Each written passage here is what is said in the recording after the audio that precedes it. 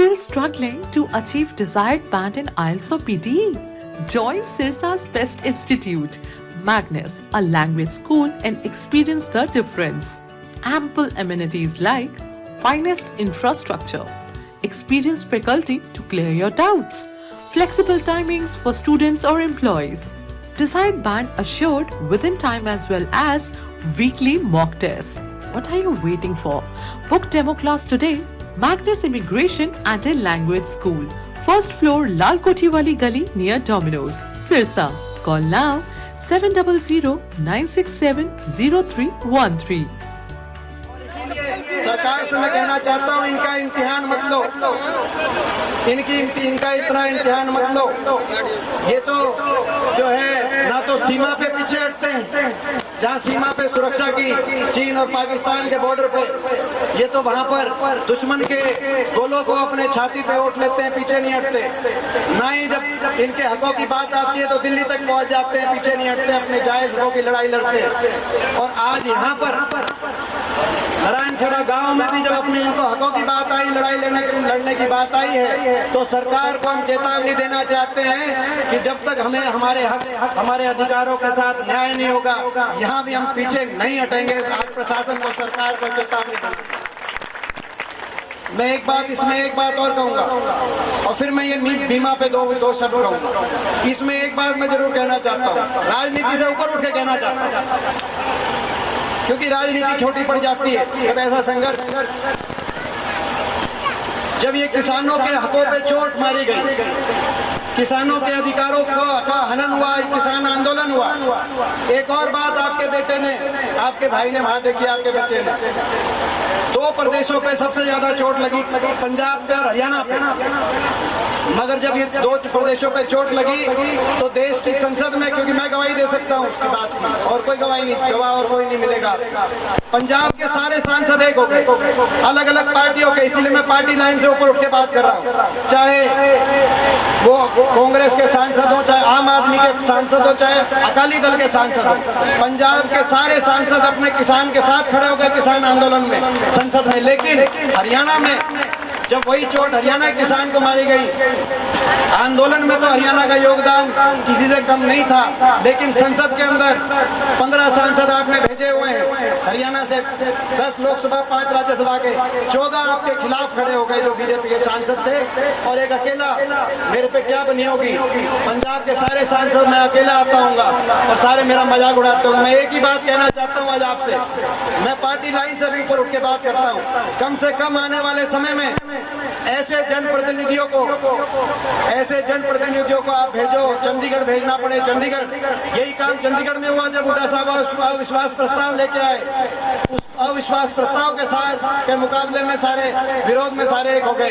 आपने देखा, कम से कम ऐसे जनप्रतिनिधियों को भेजो, चाहे कोई हो, किसी पृष्ठभूमि से हो, मगर ऐसे जनप्रतिनिधियों को आप भेजो।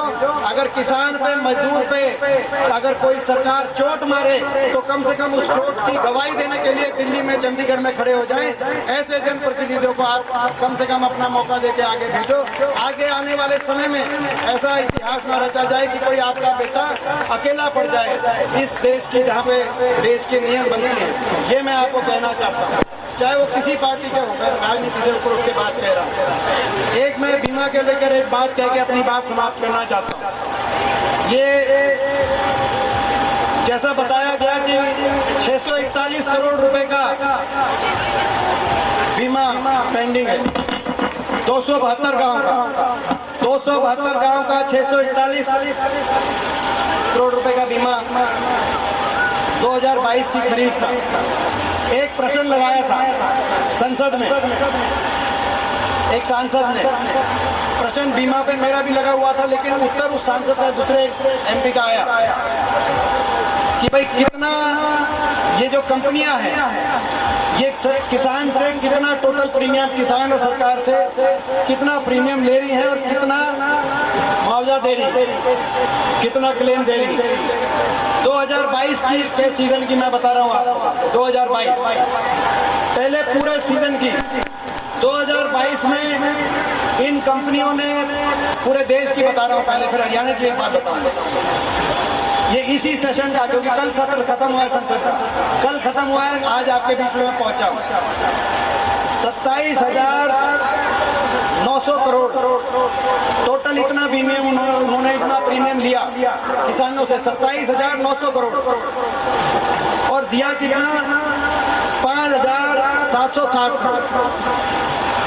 इतना बड़ा मुनाफा निजी कंपनियों को किसान का बीमा लेकर, मैं 2022 की बता रहा हूँ, 2022 में 27,900 करोड़ का प्रीमियम किसानों से लिया, पूरे देश की बात, और 5,760 करोड़ का जो है क्लेम पूरे देश में इन बीमा कंपनियों ने लिए। मैं नहीं समझता कि हिंदुस्तान में इससे ज्यादा लड़ाई लड़ रहे थे हम लाभकारी मूल्य की, मगर बीमा कंपनियों से ज्यादा कोई लाभकारी या कोई प्रॉफिट किसी कंपनी को इतना हुआ होगा जितना बीमा कंपनियों को हुआ। इसमें हरियाणा की मैं बताता हूँ, हरियाणा में 3 कंपनियों, ये ब्यौरा संसद में रखा है, ये बीजेपी की सरकार ने संसद में ब्यौरा, हर स्टेट के 3 कंपनियां हैं, रिलायंस जनरल, बजाज अलायंस और AIC का मैं एक का उदाहरण दे रहा हूं, बाकी दोनों में। AIC में 2022 में 703 करोड़ प्रीमियम लिया किसानों से सरकार, 703 करोड़, और क्लेम 7 करोड़ के दिए, 7 करोड़ 46 लाख के दिए, 703 करोड़ 84 लाख दिए।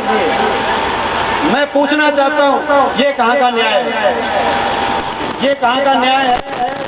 ये जब कानून बन रहा था तब भी हमने ये बात उठाई थी कि सरकार की कई कंपनियां, इंश्योरेंस कंपनी, भारत सरकार की भी इंश्योरेंस कंपनी है, आप सरकारी इंश्योरेंस कंपनी, चाहे वो LIC है, चाहे वो भारत सरकार की एग्रीकल्चर इंश्योरेंस की कंपनी है, उनके माध्यम से आप सरकार के नियंत्रण के अंदर उनको इस जो है प्रधानमंत्री फसल बीमा योजना के अंदर आप लेके आओ।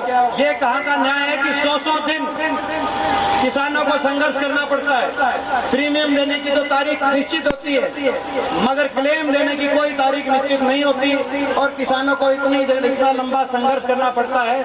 ये न्याय संगत नहीं है, इसके खिलाफ हम लड़ाई लड़ेंगे, विपक्ष के रूप में भी लड़ेंगे और एक किसान के बेटे होने के रूप में भी लड़ेंगे, संसद के अंदर भी लड़ेंगे, विधानसभा के अंदर भी लड़ेंगे, और प्रशासन कान खोल के दोबारा सुन ले। आखिर में धरने को समर्थन देते हुए जिसका धरने पे पूरा योगदान रहा है, मुझे बता रहे हैं कि भाई जो हमारे पंचायत है, जो सरपंच साहब हैं, उनका भी बताया गया, वो भी पूरा इसमें मदद कर रहे हैं। बाकी आसपास के सभी गाँव इसमें पूरी तरीके से धरने में अपने, ये एक बार ये पीछे हो जाए भाई, आसपास के सभी गाँव इस धरने में पूरी तरीके से अपने अपने योगदान कर रहे हैं। जो इसमें योगदान कर रहा है, मैं उन सबका धन्यवाद करना चाहता हूं।